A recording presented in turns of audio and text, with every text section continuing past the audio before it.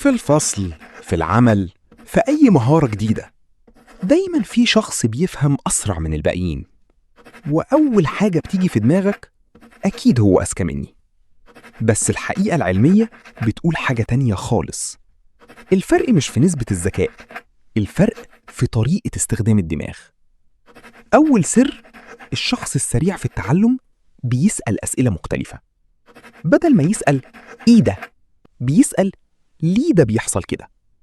السؤال ده بيفتح في دماغه روابط جديدة بين المعلومات.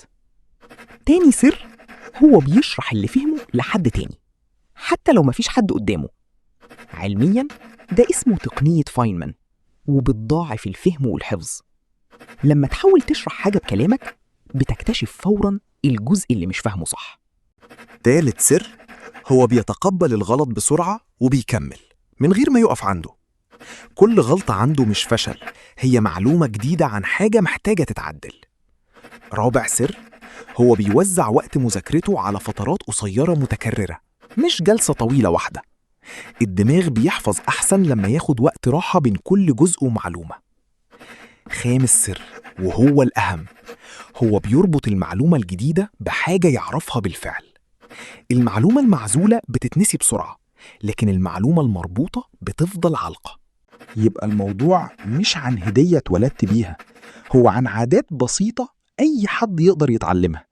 تسأل أسئلة أعمق، تشرح لنفسك، تتقبل غلطك، تاخد فترات راحة، وتربط المعلومات ببعض.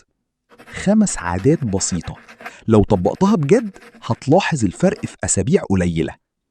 السؤال دلوقتي مش هل أنا ذكي كفاية؟ السؤال هو هل أنا مستعد أغير طريقتي في التعلم؟ لو الإجابة أيوة، ابدأ النهاردة بعادة واحدة بس من ال5. الفرق مش هيحصل بين يوم وليلة، بس هيتراكم لحد ما يصير واضح. لو الفيديو أفادك ادعم قناة سراب AI بلايك واشتراك، وفعل جرس التنبيه عشان توصلك كل الأفكار الجديدة أول بأول. شكراً إنك وصلت لآخر الفيديو، أراك في الفيديو الجاي.